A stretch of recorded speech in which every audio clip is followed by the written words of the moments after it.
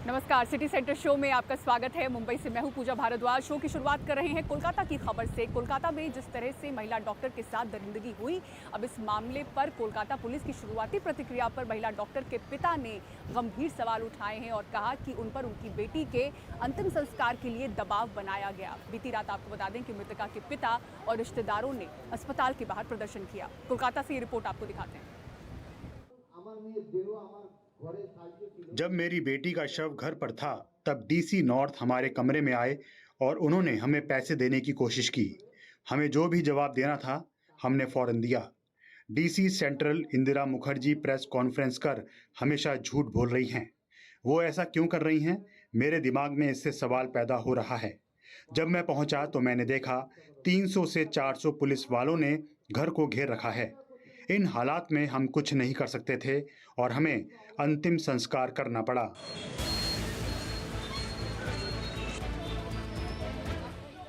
RG car अस्पताल में दरिंदगी की शिकार हुई डॉक्टर के पिता का हैरान करने वाला आरोप। उनका कहना है उन्हें पैसे की पेशकश की गई और दबाव बनाया गया कि वो अपनी बेटी का अंतिम संस्कार करते। पुलिस ने बहुत हड़बड़ी में ये काम कराया।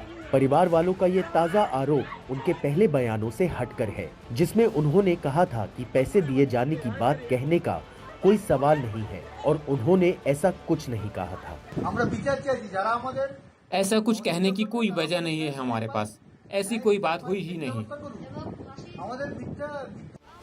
सरकार चला रही टीएमसी का कहना है कि मीडिया की दुकानें ही साजिश की थ्योरी फैला रही हैं। पार्टी का ये भी कहना है कि मां पिता के अलग अलग बयानों की चर्चा का कोई मतलब नहीं है, क्योंकि ऐसे वहशी ढंग से बेटी को खो देने के बाद उनकी मानसिक स्थिति समझी जा सकती है। Now there are two videos there. 2 video है। एक वीडियो पुराना है जिसमें माता पिता ने कहा है कि उन्हें किसी पैसे की पेशकश नहीं की गई। ये झूठ है और हम अपनी बेटी के लिए इंसाफ चाहते हैं। अब नया वीडियो है जिसमें आप ये बता रहे हैं। उन्होंने जो कहा है मैं उसको समझती हूँ और मुझे लगता है कि ये बात सामने लाई जाएगी। फिलहाल हम सब बेहद दुखी हैं। हमें राजनीतिक एजेंडा से ऊपर उठना होगा। यहाँ राजनीति की कोई जगह नहीं है।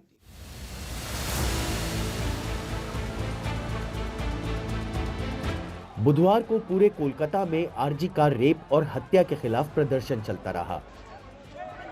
12/7 में पुलिस को प्रदर्शनकारियों को बलपूर्वक हटाना पड़ा। उन्होंने नेशनल हाईवे जाम कर रखा था। कूच बिहार में प्रदर्शनकारियों और तृणमूल समर्थकों के बीच झड़प भी हुई और दीवार पर लिखे नारे मिटाए गए।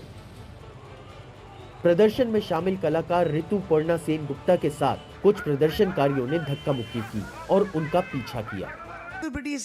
उन्होंने उनके साथ बुरा सलूक किया। हम मानते हैं कि कुछ भी हो, जो भी उसका पेशा हो, वो एक नागरिक है और महिला के तौर पर आई है।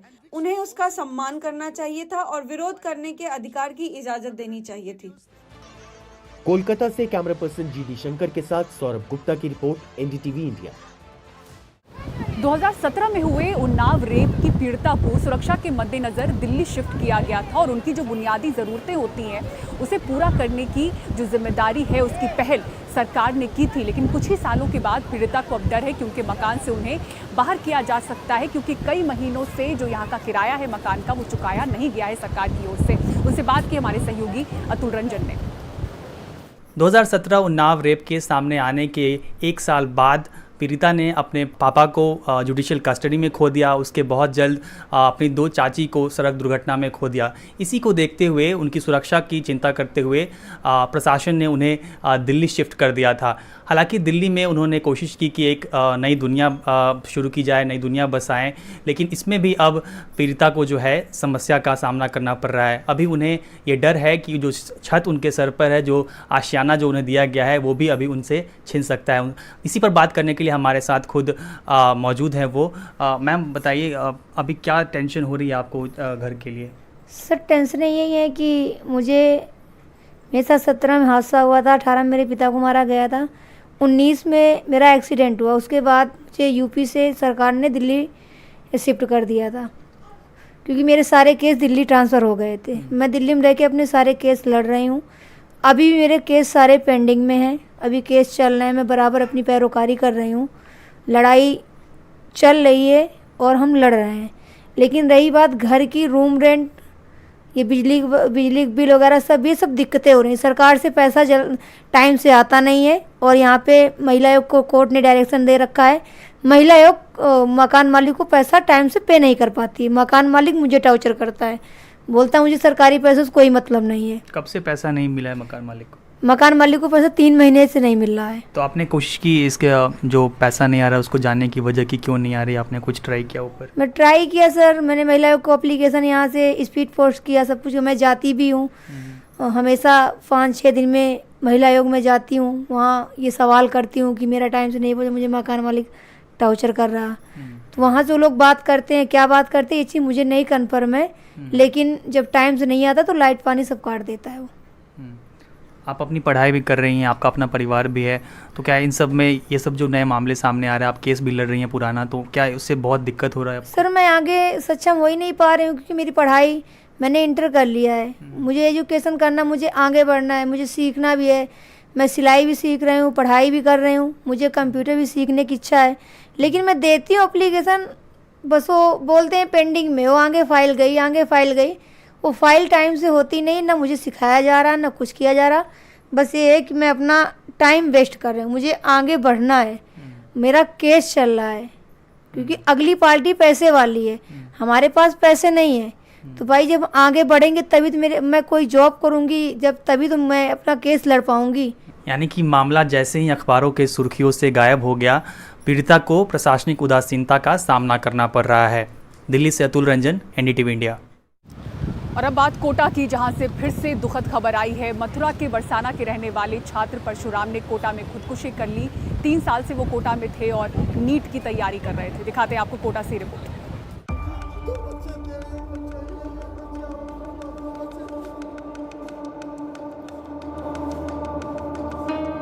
एक दिन पहले ही फोन पे बात हुई थी और बेटे ने कहा था कि कोटा में मन नहीं लग रहा है।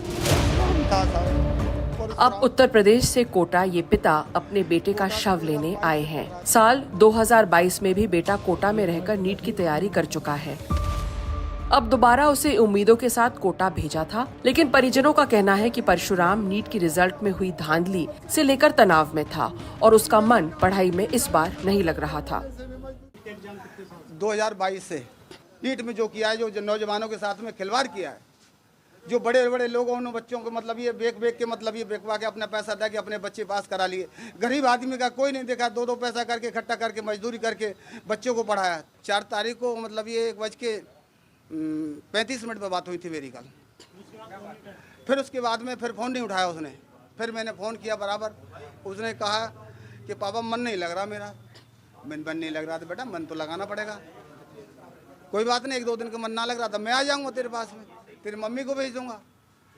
बोला गाँव आ जा, मैं तू गाँव आ जा जब तेरी इच्छा ऐसी हो रही है तो।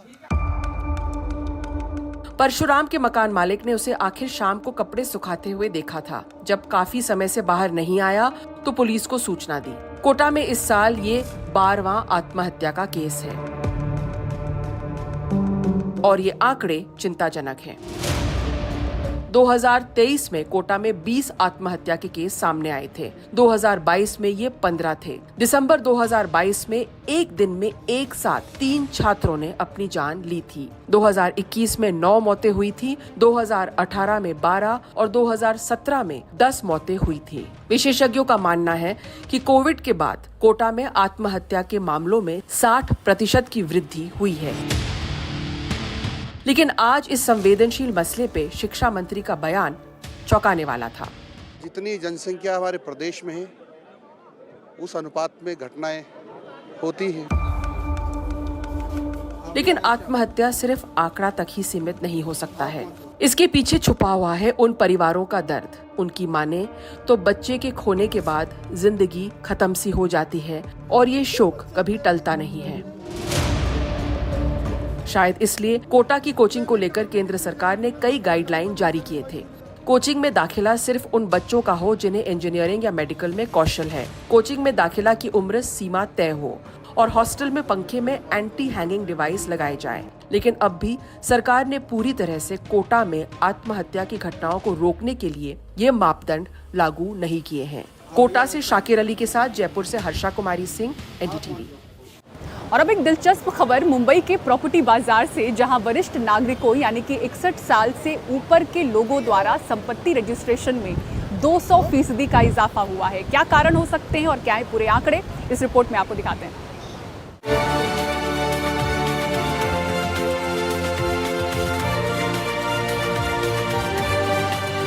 लीजा जगाशेठ दक्षिण मुंबई की इस 11 मंजिला बिल्डिंग में 2 BHK को छोड़कर अब इस 72 मंजिले में 4 BHK का पेंट हाउस खरीद चुकी हैं। बालकनी से मुंबई का पूरा नजारा दिखता है। कहती हैं कि कोविड तो चला गया पर जीवन जीने की बड़ी सीख दे गया। पहले ऐसा नहीं लगता था, एडजस्ट सब कर रहे थे, लेकिन जब भी कोविड आया ना, कोविड के बाद लाइफ इज सो अनसर्टन, कैसा लगा करे सब जमा करके क्या करेंगे। माइट वेल एज हम लोग यूज करते हैं अपने लिए, और यूज कैसे करेंगे, थोड़ा लग्जरी तरह रहेंगे, थोड़ा बड़ा घर रहेंगे। सो वहाँ से ये जो घर नया लिया ऑलमोस्ट डबल द साइज है। सो ऑफ कोर्स थोड़ा अच्छा हो जाता है एक दूसरे के सामने कोई नहीं आता है ऐसा हो गया है। मेरा पुराना घर यहाँ पे ही है, वो जस्ट 900 मीटर डिस्टेंस पे ही है। That one is small house and 11 story building है। सो पूरा रीडेवलपमेंट होने लगा है, तो यहाँ से अभी मालूम पड़ता है कि हम लोग ने अच्छा मूल किया कि बड़े हाउस में आ गए, बड़े बिल्डिंग में आ गए, एमिनिटीज अच्छी है, very good ventilation over here.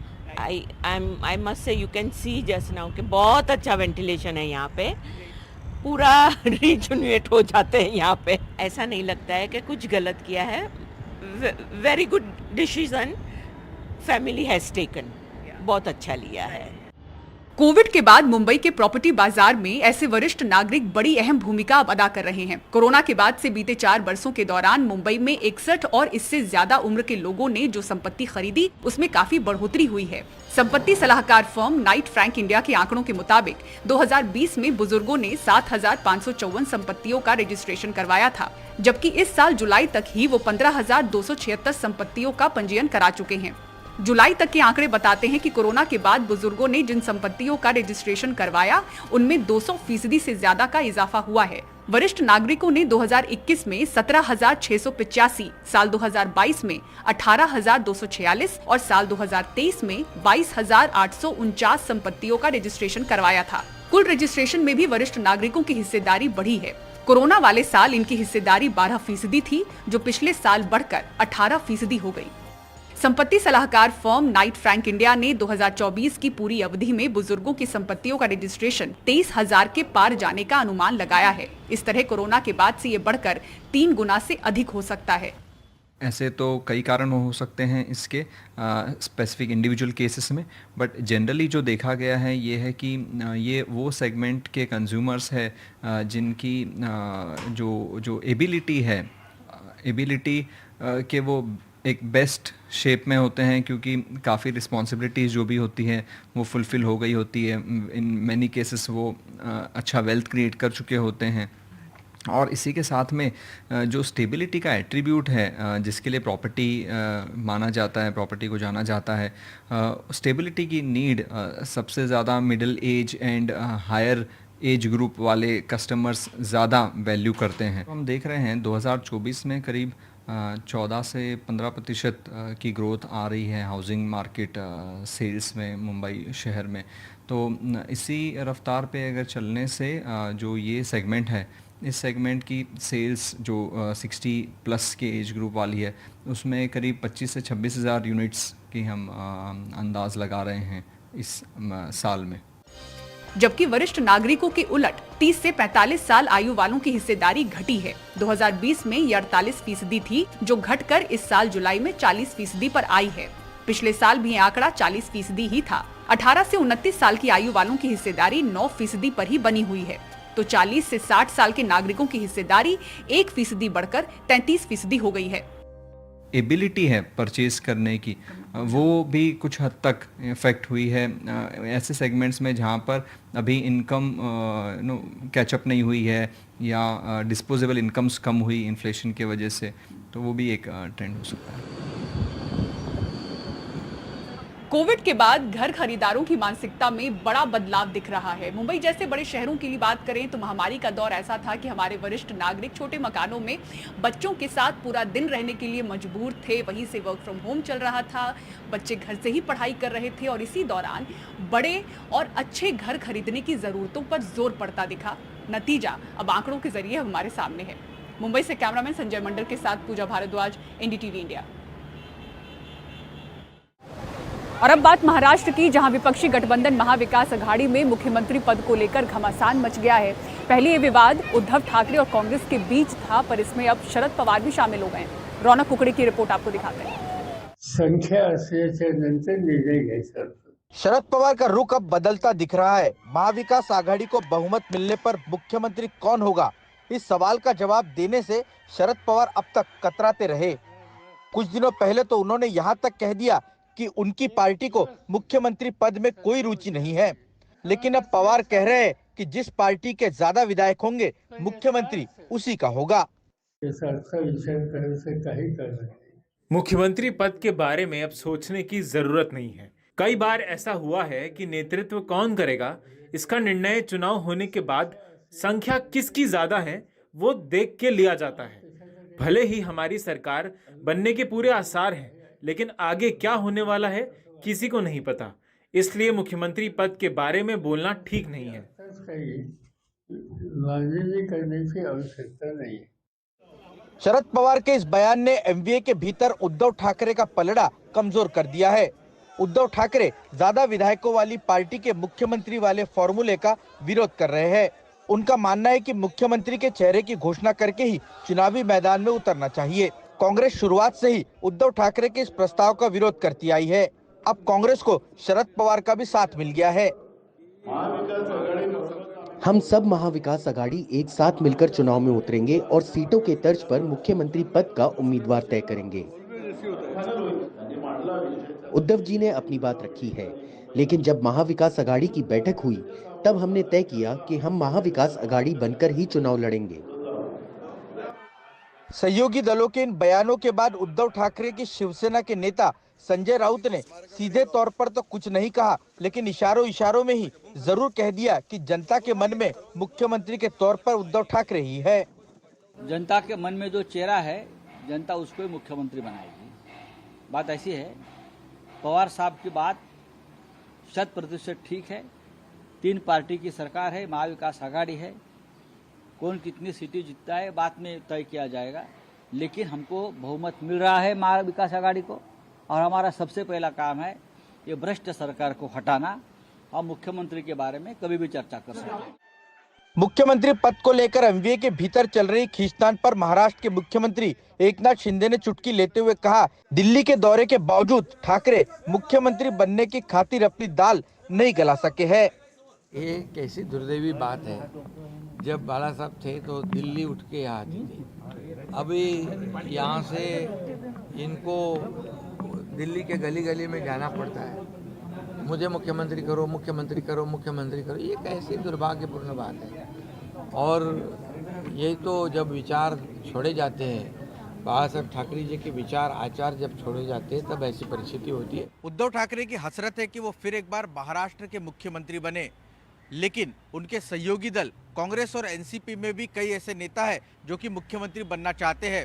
ऐसे में सहयोगी दलों का रुख को देखते हुए लगता है कि उद्धव ठाकरे की ख्वाहिश खटाई में पड़ सकती है।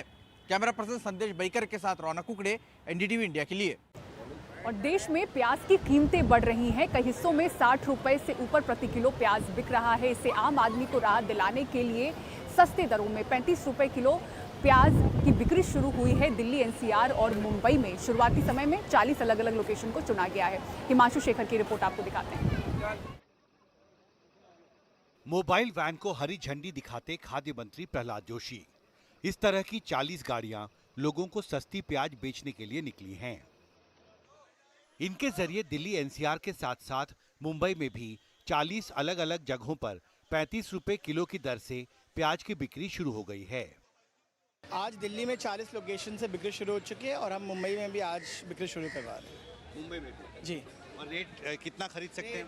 रेट 35 रुपए प्रति केजी है हम लोग ये प्रयास करेंगे कि एक आदमी 1 किलो लेके जाए, बट चूँकि इनिशियली शुरुआत कर रहे हैं तो कोई केजी से 12 भी है नहीं। क्या ये भी डर था कि मुनाफाखोरी कर रहे हैं कुछ व्यापारी? देखिए, थोड़ा बहुत मुनाफाखोरी तो ठीक है, लेकिन जब ज़्यादा मुनाफाखोरी होगी तो सरकार तो इंटरवीन करेगी।